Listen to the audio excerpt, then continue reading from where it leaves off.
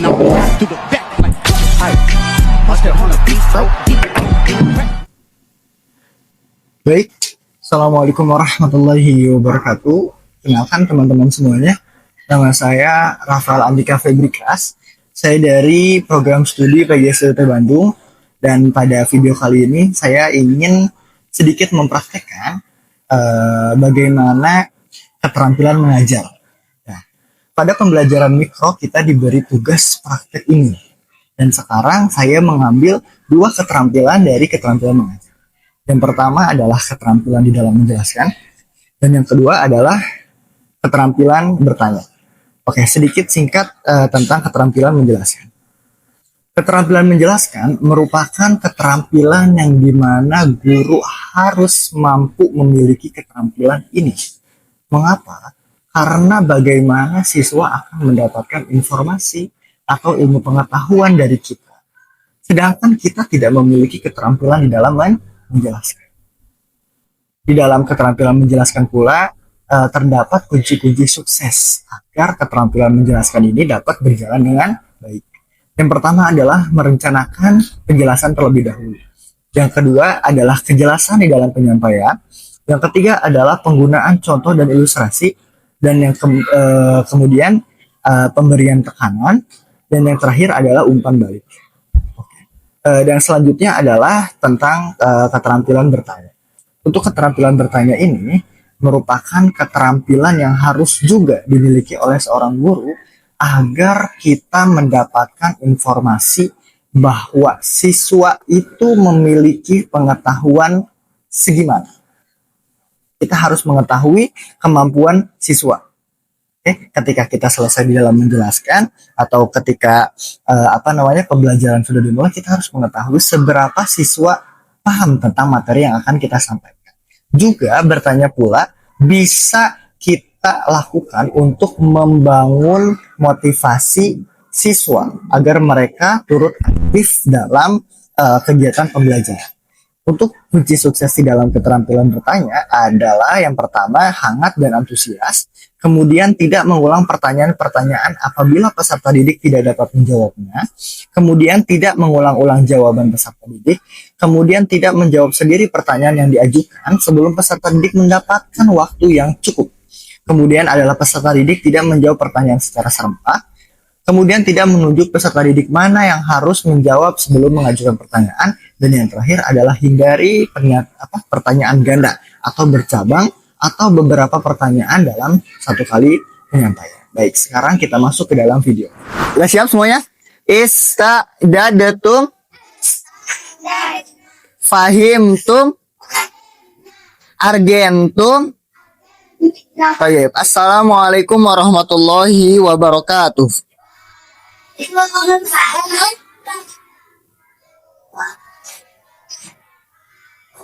Kaifa halukum?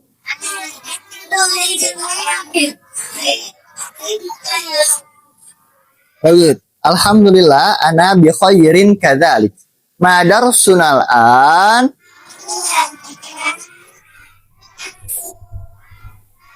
Baik, al-an ad-darsu at-tajwid. Tadi kayaknya ada yang ngedengar ngomong al-an ad-darsu al-lughatul arabiyyah. Siapa tadi yang ngomong? Ada nggak? Tadi kira kok al-lughatil arabiyyah, padahal harusnya apa? Ad-dars at-tajwid. Baik, sekarang sebelum kita mulai, siapkan dulu peralatan perang kalian. Yang pertama adalah siapkan buku paket kalian. Kemudian yang kedua adalah siapkan alat tulis kalian. Dan yang ketiga adalah siapkan buku tulis kalian. Oke, siapkan buku tulisnya. Dan yang terakhir adalah untuk ketika kita ingin perang, maka jangan sampai ada sesuatu yang mengganjal atau mengganggu kita dalam berperang. Contohnya, kalau misalkan kita perang tapi perangnya dalam keadaan sakit, bisa nggak?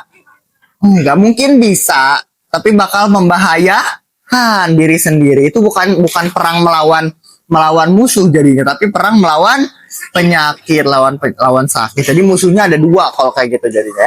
Pada suatu hari, Ustadz bertemu dengan seseorang seseorang itu sudah berumur kurang lebih 35 tahun. Orang itu sudah berumur 35 tahun. Dan ternyata dia itu adalah lulusan sekolah negeri. Jadi bukan seperti kita yang sekolah swasta atau sekolah agama. Ya kan? Dan ternyata di negeri yang di sekolah mereka itu, sekolah dia itu, ternyata dia tidak terbiasa untuk membaca Al-Quran. Di sana ada pelajaran membaca Al-Quran, tapi dia tidak pernah mengikuti pelajaran tersebut. Baik, silakan buka halaman 69. Apa bacaannya? Judulnya apa? Qalqalah. Oke. Qalqalah. Ustadz yakin semuanya udah pada tahu apa itu qalqalah. Siapa di sini yang bisa menjelaskan apa sih qalqalah? Apa itu qalqalah? Siapa yang bisa? Suara yang mantul, kayak bola berarti suaranya gitu. Wing, wing gitu suaranya. Apalagi ada yang tahu apa itu qalqalah? Baju di toko, kalau baju di warung, baju di mall. Suara. Oh, huruf-hurufnya. Apalagi tadi bagus. Tadi bentar. Tadi ciri-cirinya udah bagus. Adam yang pertama adalah suara yang mantul. Sudah mendekati. Kata Awi katanya huruf-hurufnya baju di toko. Katanya cuma kita masih bingung baju di toko itu apa sih? Apalagi Sira, apa coba? Tadi. Apa? Yang lain. Ayo. Apa Kaf? Apa? Kenapa? Oke, udah lanjut dulu nanti kita bahas ya. Oke, siapa lagi? Apa Wak? Apa itu qalqalah Wak? Apa aja Wak qalqalah? Lupa, qalqalah itu adalah lupa. Bukan Wak, bukan lupa. Oh iya, apa? Qalqalah adalah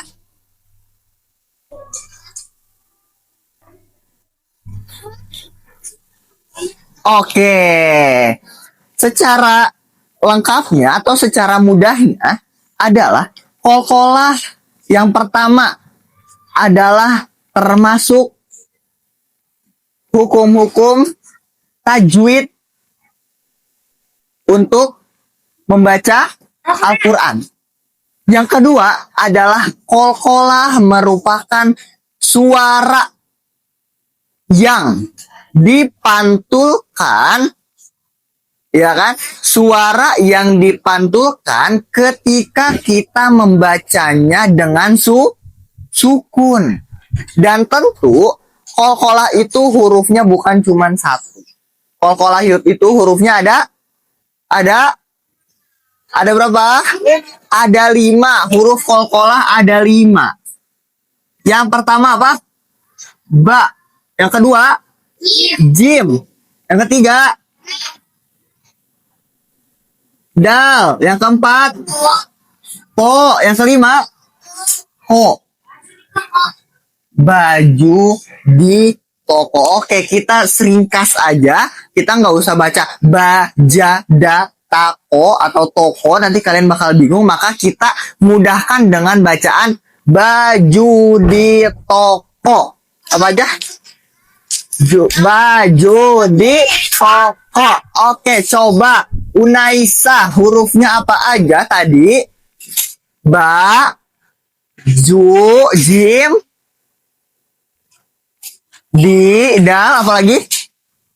To, o, pintar. Apa tadi Muawiyah hurufnya?